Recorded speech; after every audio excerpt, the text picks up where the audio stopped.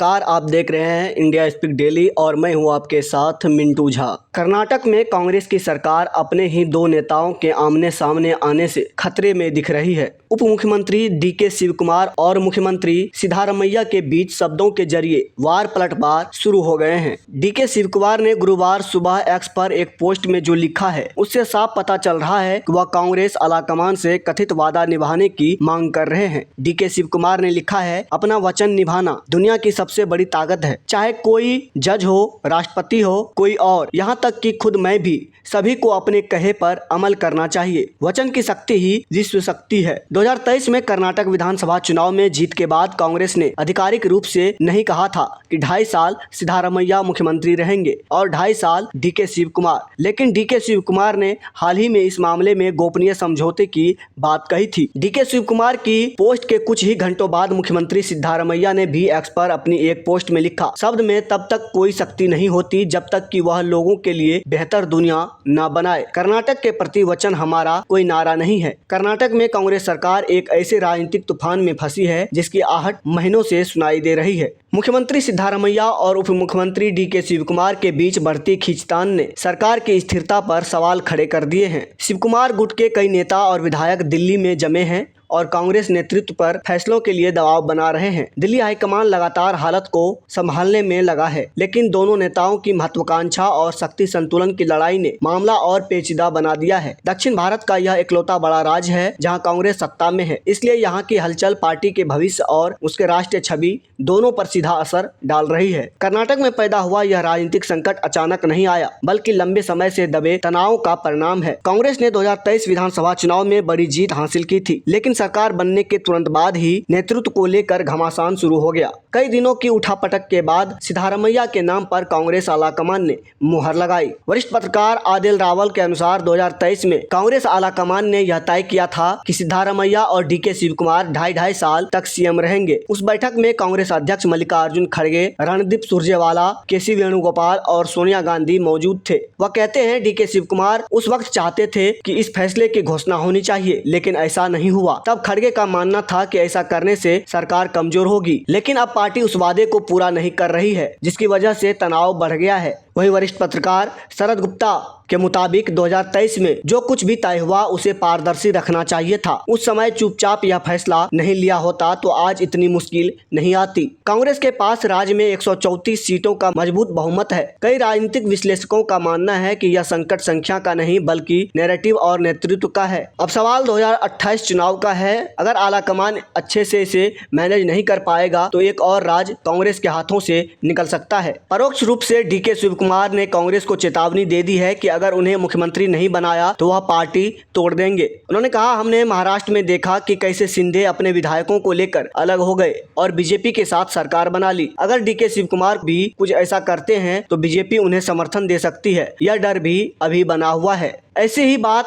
हैदराबाद स्थित पत्रकार अजय कुमार शुक्ला भी करते हैं। उनका कहना है कि इस बार डीके शिव कुमार के तेवर आक्रामक है। वह कहते हैं, राहुल गांधी और डीके शिव कुमार के बीच बातचीत के स्क्रीनशॉट वायरल हैं। ये मैसेज जानबूझकर सार्वजनिक किए गए हैं। इस बार मामला आर या पार का है। अगर उन्हें सीएम नहीं बनाया गया तो वह पार्टी तोड़ सकते हैं। सीएम बनाने की डेडलाइन 30 नवंबर को खत्म हो रही है। भाजपा ने खुलेआम कह दिया है कि डीके शिव कुमार अगर नंबर तोड़ कर लाते हैं तो हम बाहर से समर्थन कर देंगे। भाजपा और जनता दल को मिलाकर 89 विधायक हैं। सरकार बनाने के लिए शिव कुमार आसानी से विधायक ला सकते हैं। हालांकि यह मजबूत सरकार नहीं होगी और ये सवाल बना रहेगा कि ये कितने दिनों तक चलेगी, क्योंकि आखिर में तो भाजपा वहां अपनी ही सरकार बनाना चाहेगी। कर्नाटक के राजनीतिक संकट से निपटने के लिए अब दिल्ली में कांग्रेस हाईकमान हल तलाशने की कोशिश कर रहा है। मुश्किल ये है कि सिद्धारमैया और डीके शिव कुमार दोनों ही कर्नाटक की राजनीति में ताकतवर नेता है। अगर हाईकमान किसी एक पक्ष में झुकता है तो दूसरे खेमे की नाराजगी और बढ़ सकती है। कांग्रेस के लिए इस बार यह एक बड़ा धर्म संकट है। सीएम बदलेंगे तो मुसीबत नहीं बदलेंगे। राहुल गांधी जाति जनगणना की बात करते हैं। उनकी राजनीति ओबीसी, दलित और माइनॉरिटी की है। यह राजनीति डीके शिव कुमार के बजाय सिद्धारमैया के ज्यादा करीब है। शिव कुमार के खिलाफ कई केस है। पार्टी को डर है कि केंद्र सरकार उनके खिलाफ पुराने केस खोलने में जरा भी देर नहीं लगाएगी। वहीं अरविंद केजरीवाल जैसी स्थिति पैदा हो सकती है। डीके शिव कुमार पर आयकर और दूसरे केंद्रीय कानूनों के उल्लंघन के आरोप हैं। उनकी संपत्तियों पर केंद्रीय एजेंसियों ने छापा भी मारा था। वह जेल भी जा चुके हैं। उस दौरान सोनिया गांधी शिव कुमार से मिलने जेल भी गई थी। जब कांग्रेस अध्यक्ष मल्लिकार्जुन खड़गे से पूछा जाता है कि क्या होगा तो वह कहते हैं कि आलाकमान तय करेगा। इसका मतलब है कि पार्टी में अब भी गांधी परिवार ही सब कुछ तय करेगा। यही कांग्रेस की समस्या है। पंजाब में हमने देखा कि अमरिंदर सिंह को विश्वास में नहीं लिया गया और चरणजीत सिंह चन्नी को मुख्यमंत्री बना दिया गया। इससे पार्टी में फूट हुई और चुनाव में भारी नुकसान हुआ। पार्टी में अनुशासन की कमी है। बीजेपी में कई राज्यों के मुख्यमंत्री एक झटके में बदल दिए गए। अगर कांग्रेस होती तो विद्रोह हो जाता, लेकिन वहाँ किसी ने मीडिया में एक शब्द तक नहीं बोला। इसके अलावा अगली खबर है बिहार से। बिहार में उपेंद्र कुशवाहा के नेतृत्व वाले राष्ट्रीय लोक मोर्चा के 7 नेताओं ने गुरुवार को पार्टी प्रमुख पर वंशवाद को बढ़ावा देने का आरोप लगाते हुए इस्तीफा दे दिया। उपेंद्र कुशवाहा राज्यसभा सांसद है, जबकि उनकी पत्नी स्नेहलता कुशवाहा हाल ही में संपन्न हुए बिहार विधानसभा चुनाव में सासाराम सीट से विधायक बनी है। उम्मीद की जा रही थी कि नीतीश कुमार की नई कैबिनेट में कुशवाहा की पत्नी स्नेहलता मंत्री बनेगी, लेकिन शपथ उनके बेटे दीपक प्रकाश ने ली। दीपक प्रकाश को बिहार का पंचायती राज विभाग मिला है। हालांकि दीपक प्रकाश अभी न तो बिहार विधानसभा के सदस्य है और न ही विधान परिषद के। बिहार विधानसभा चुनाव में उपेंद्र कुशवाहा के नेतृत्व वाली आरएलएम ने एनडीए गठबंधन के हिस्से के रूप में 6 में से 4 सीटें जीती थी। इन 4 विधायकों को दरकिनार करके दीपक प्रकाश को मंत्री बनाया गया। इससे पार्टी के अंदर असंतोष पैदा हो गया। 7 पार्टी नेताओं ने उपेंद्र कुशवाहा के इस निर्णय का विरोध करते हुए इस्तीफा दे दिया। उन्होंने आरोप लगाया कि उपेंद्र कुशवाहा ने समाजवादी सिद्धांतों का पालन करने के बजाय पारिवारिक राजनीतिक वंशवाद को बढ़ावा दिया। महेंद्र कुशवाहा ने मीडिया से कहा, उपेंद्र कुशवाहा अक्सर राजनीति में नैतिक मूल्यों की बातें करते हैं, लेकिन जब मौका आया तो उन्होंने सत्ता के लिए अपने परिवार को तरजीह दी। गुरुवार को पार्टी छोड़ने वाले अन्य नेता राज्य पार्टी महासचिव और प्रवक्ता राहुल कुमार, राज्य महासचिव एवं नालंदा जिला प्रभारी राजेश रंजन सिंह, राज्य महासचिव और जमुई जिला प्रभारी विपिन कुमार चौरसिया, राज्य महासचिव एवं लखीसराय जिला प्रभारी प्रमोद यादव और शेखपुरा जिला अध्यक्ष पप्पू मंडल, उपाध्यक्ष जितेंद्र नाथ ने कहा, मैं 9 साल से पार्टी के साथ हूं, लेकिन अब अपने राजनीतिक भविष्य को लेकर अनिश्चित हूं। कुशवाहा का यह निर्णय वंशवाद को बढ़ावा देने का क्लासिक उदाहरण है। वहीं राहुल कुमार ने कहा कि कुशवाहा वंशवाद के जाल में फंस गए हैं। उपेंद्र कुशवाहा की पार्टी के लिए यह कितना बड़ा झटका है, यही सवाल उनके एक करीबी दोस्त से पूछा तो उन्होंने नाम नहीं जाहिर करने की शर्त पर कहा, उपेंद्र जी अपने परिवार के सिवाय किसी और पर भरोसा नहीं है। सच कहिए तो उन्हें खुद पर भी भरोसा नहीं है। मैं ऐसा इसलिए कह रहा हूं क्योंकि वह हर बार अपने ही फैसले को बदलते हैं। उन्होंने कहा कि कई लोग कह रहे हैं कि उनकी पार्टी पति, पत्नी और बेटे की बन गई है। इसके अलावा राजनीतिक दल से बहुत अस्थिर रहते हैं। आप चिराग पासवान को देखिए, चिराग के साथ भी मुश्किलें आई,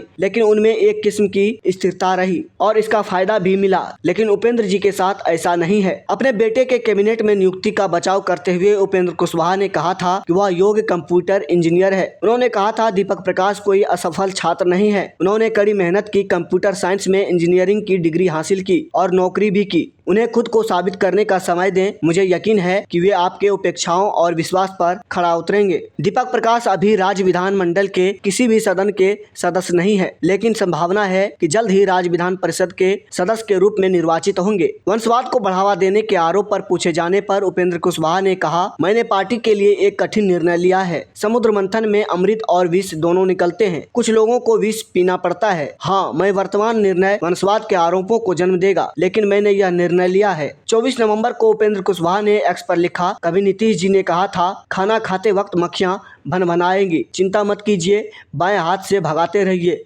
दाहिने हाथ से खाते रहिए। 2009 के बाद 2023 में तीसरी बार उपेंद्र कुशवाहा ने जेडीयू को छोड़ा था। पहली बार जेडीयू छोड़ने के बाद उपेंद्र कुशवाहा ने शरद पवार के नेतृत्व वाली राष्ट्रवादी कांग्रेस पार्टी में शामिल हो गए थे। उपेंद्र कुशवाहा इससे पहले 2023 में जेडीयू से अलग हुए थे और अलग पार्टी बनाई थी। साल 2014 में कुशवाहा एनडीए में शामिल हो गए थे, जबकि नीतीश कुमार आरजेडी के साथ चले गए थे। उन्हें मोदी सरकार के पहले कार्यकाल में मंत्री भी बनाया गया था। इसके बाद कुशवाहा ने राष्ट्रीय लोक समता पार्टी बनाई और 2014 के लोकसभा चुनाव में वह एनडीए में शामिल थे। इस चुनाव में उन्हें बिहार में 3 लोकसभा सीटें एनडीए से मिली थी और तीनों पर जीत हुई थी। साल 2015 के बिहार विधानसभा चुनाव में कुशवाहा की पार्टी ने 23 सीटों पर चुनाव लड़ा था, लेकिन महज 3 सीटों पर ही वो खाता खोल पाई थी। साल 2018 में कुशवाहा एनडीए से अलग हो गए थे। साल 2023 में जेडीयू से अलग होकर उन्होंने राष्ट्रीय लोक जनता दल यानी आरएलजेडी बनाई। उस समय उन्होंने कहा था नीतीश कुमार शायद कुछ ऐसे लोगों के बहकावे में आ गए थे जिनका समाजवादी विचारधारा और विरासत से कोई लेना देना नहीं था। जेडीयू समाजवादी आइकन कर्पूरी ठाकुर के दिखाए रास्ते से भटक गई थी। जब मैं 2021 में नीतीश कुमार के बुलावे पर जेडीयू में दोबारा शामिल हुआ था, मैं मानता था कि हम समाजवादियों को एक साथ रहना चाहिए। कुशवाहा ने कहा कि उन्हें इस बात का अफसोस है कि नीतीश कुमार ने आरजेडी के साथ गठबंधन किया और बाद में यह संकेत भी दिया कि तेजस्वी प्रसाद यादव उनके उत्तराधिकारी होंगे। मार्च 2021 में उपेंद्र कुशवाहा ने अपनी पार्टी राष्ट्रीय लोक समता पार्टी का जनता दल यूनाइटेड में विलय कर दिया था। हालिया बिहार विधानसभा चुनाव में उपेंद्र कुशवाहा जेडीयू के साथ एनडीए गठबंधन में शामिल थे। उनकी वापसी का मतलब है नीतीश कुमार की मुख्यमंत्री राजनीतिक जमीन यानी OBC, Kurmi, Koeri vote bank का मजबूत होना। इन दो जातियों के गठबंधन को राजनीतिक शब्दावली में लव कुश कहा जाता है और राज्य में इनकी आबादी लगभग 10% के करीब है। कुशवाहा भले ही पिछले विधानसभा चुनाव में कोई सीट न जीत पाए हो, लेकिन उन्होंने 30 सीटों पर 5000 से 39,000 वोट लेकर जेडीयू के लिए स्पॉइलर का काम किया था। जेडीयू को कम से कम 1 दर्जन सीटों पर मगध, गया, औरंगाबाद और जहानाबाद और शाहबाद, भोजपुर, बक्सर, कैमूर और रोहतास क्षेत्रों में और कुछ उत्तर बिहार सीटों पर नुकसान हुआ था। क्योंकि नीतीश कुमार और कुशवाहा एक राजनीतिक पार्टी जमीन साझा करते हैं, इसलिए कुशवाहा का बहुत छोटा वोट प्रतिशत का इधर उधर होना भी कड़ी टक्कर में जेडीयू के लिए भारी नुकसानदेह साबित होता है। इस बात का अंदाजा इससे लगाया जा सकता है कि साल 2015 में जिस जेडीयू को 71 सीटें थी, वो 2020 के चुनाव में 43 ही रह गई और जेडीयू तीसरे स्थान पर खिसक गई। आरजेडी को 75 और बीजेपी को 74 सीटें मिली। ऐसी स्थिति में नीतीश कुमार को अपनी पार्टी मजबूत करने के लिए हर विकल्प तलाशने पर मजबूत होना पड़ा। इसके अलावा अगली खबर है चीन से। इस समय चीन और जापान के बीच तनाव बढ़ा हुआ है। जापान की प्रधानमंत्री सनाई तकाइची ने 7 नवंबर को कहा था कि अगर चीन ताइवान को अपने नियंत्रण में लेने के लिए लड़ता है तो इससे जापान के अस्तित्व पर संकट की स्थिति पैदा हो सकती है। ऐसी स्थिति में जापान को कानूनी कवच मिल जाता है कि वह अमेरिका की सहमति से सेना तैनात करे। चीन दरअसल ताइवान को अपना हिस्सा मानता है और दुनिया के जो भी देश वन चाइना पॉलिसी को मानते हैं, उनका ताइवान से कोई स्वतंत्र राजनयिक संबंध नहीं है। जापानी प्रधानमंत्री के इस बयान पर चीन आग बबूला हो गया और उसने कड़ा विरोध जताया। चीन ने न केवल कूटनीतिक तौर पर विरोध जताया, बल्कि बात आर्थिक प्रतिबंधों से लेकर संयुक्त राष्ट्र तक पहुँच गई है। चीन ने अपने नागरिकों को जापान न जाने की चेतावनी भी जारी की है। हालांकि बीते बुधवार को जापान की संसद में तकाइची के बयान को लेकर बहस हुई और मुख्य विपक्षी पार्टी ने इस मामले को शांत करने की कोशिश की, लेकिन चीन बयान को वापस लिए जाने पर अड़ा हुआ है। इस तनाव के बीच चीन के राष्ट्रपति शी जिनपिंग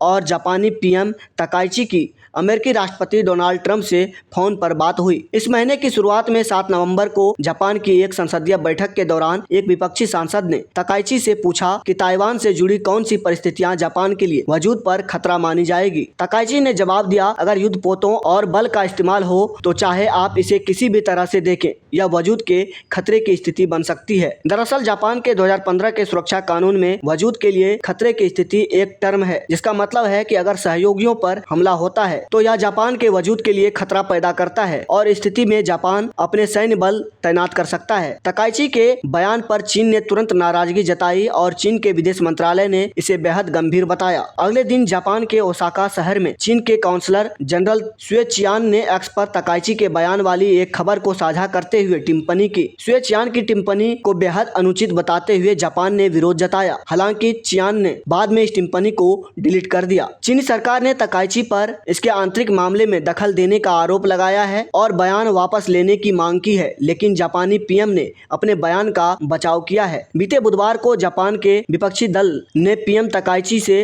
बयान को लेकर सवाल जवाब किए थे और मामले को ठंडा करने की कोशिश की गई, लेकिन गुरुवार को चीन के विदेश मंत्रालय ने जापान की मुख्य विपक्षी पार्टी के नेता के इस दावे को खारिज कर दिया कि पीएम तकाइची ने ताइवान मुद्दे पर अपने पहले के बयान को व्यावहारिक रूप से वापस ले लिया है, क्योंकि उन्होंने हाल ही में हुई पार्टी नेताओं की बहस के दौरान अब किसी भी विशेष बात का जिक्र नहीं किया। चीनी विदेश मंत्रालय के प्रवक्ता गुओ जियाकुन ने कहा, किसी भी विशेष बात का जिक्र न करना और गलत बयान को वापस लेना दो बिल्कुल अलग बातें हैं। गुओ ने कहा, तकाइची के गलत बयान को किसी भी विशेष बात का जिक्र न करने के जरिए कम करके दिखाने, टालने या छिपाने की जापानी कोशिश सिर्फ खुद को धोखा देना है। चीन इसे बिल्कुल स्वीकार नहीं करता। अब तक तनाव कम होने के कोई संकेत नहीं दिख रहे हैं। चीन ने संयुक्त राष्ट्र को एक पत्र भेजकर चेतावनी दी कि अगर जापान ताइवान स्ट्रेट में सैन्य हस्तक्षेप करने की हिम्मत करता है तो चीन आत्मरक्षा करेगा। इस पर जापान ने आपत्ति जताई। चीन की सत्ताधारी कम्युनिस्ट पार्टी को मुख्य पत्र माने जाने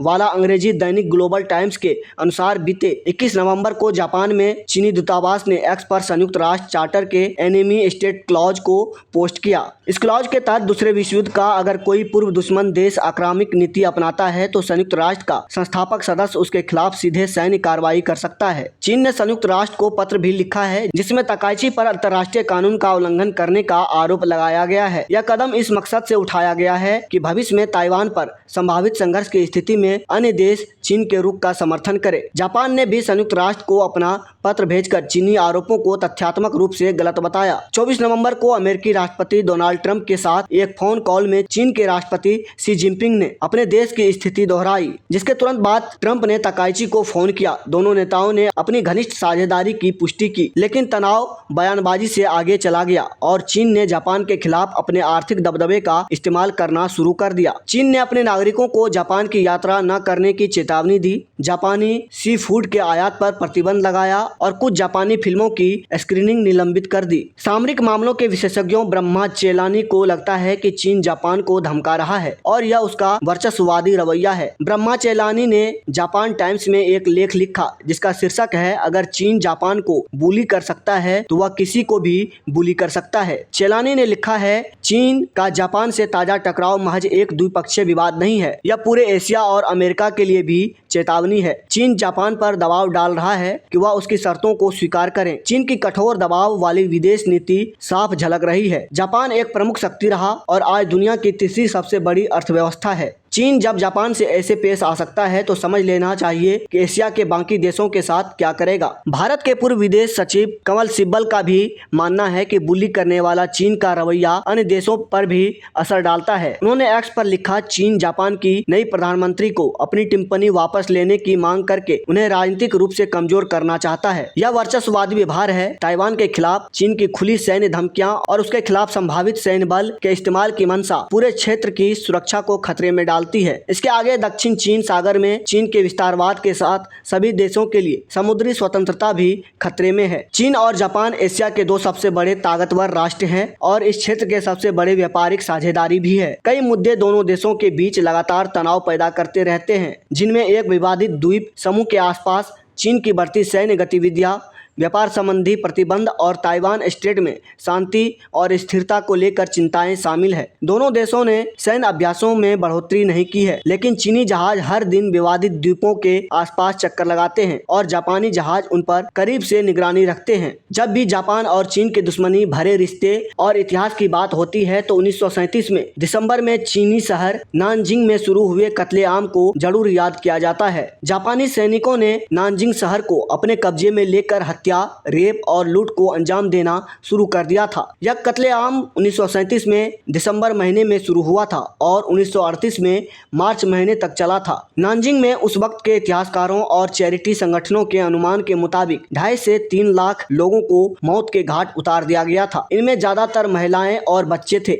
1931 में जापान ने चीन के मंचूरिया में आक्रमण किया। जापान ने यह आक्रमण एक विस्फोट के बाद किया था जो जापानी नियंत्रण वाले रेलवे लाइन के पास हुआ था। इस दौरान जापानी सैनिकों का मुकाबला चीनी सैनिक नहीं कर पाए और जापान ने कई चीनी इलाकों को अपने कब्जे में ले लिया। जापान चीन पर अपनी पकड़ मजबूत बनाता गया। दूसरी तरफ चीन कम्युनिस्टों और राष्ट्रवादियों के गृह युद्ध में फंसा था। चीन के राष्ट्रवादी नेता चियांग काई शेक ने नानजिंग को राष्ट्रीय राजधानी घोषित किया था। कई जापानियों को लगता है कि चीन में जापान की ज्यादती को वहां के टेक्स्ट बुक में बढ़ा चढ़ाकर पेश किया गया है। हालांकि यह ऐतिहासिक तथ्य है कि 1931 में जापान ने बड़ी आक्रामकता से चीन में मंचूरिया पर कब्जा किया था। इसके परिणाम स्वरूप 1937 में एक व्यापक युद्ध की शुरुआत हुई थी और लाखों चीनियों की मौत के बाद 1945 में दूसरे विश्व युद्ध के खत्म होने के साथ इसका अंत हुआ था। दूसरे विश्व युद्ध में पूर्वी एशिया जंग का मैदान बना हुआ था। इस इलाके में राष्ट्रीय अस्मिता को केंद्र में लाने में दूसरे विश्व युद्ध की बड़ी भूमिका रही। चीन आज की तारीख में आर्थिक और सैन्य शक्ति में काफी आगे निकल चुका है, लेकिन इस सफर में उसके अतीत की भी खासी भूमिका रही है। चीन अपने नागरिकों को याद दिलाते रहता है कि उसे 1839 के पहले अफीम युद्ध से लेकर दूसरे विश्व युद्ध तक कैसे जुल्म सहना पड़ा है। चीनी नागरिकों को यह नहीं भूलने दिया जाता कि जापान और पश्चिम के उपनिवेशवादियों ने कैसे अपमानित किया है। चीन ने 2014 में नानजिंग में मारे गए लोगों को याद में हर साल 13 दिसंबर छुट्टी रखने की घोषणा की थी। चीन जापान से नानजिंग नरसंहार के लिए माफी की भी मांग कर चुका है। अभी के लिए फिलहाल इतना ही। तो इसी तरह की महत्वपूर्ण जानकारी के लिए बने रहिए इंडिया स्पीक डेली के साथ। धन्यवाद।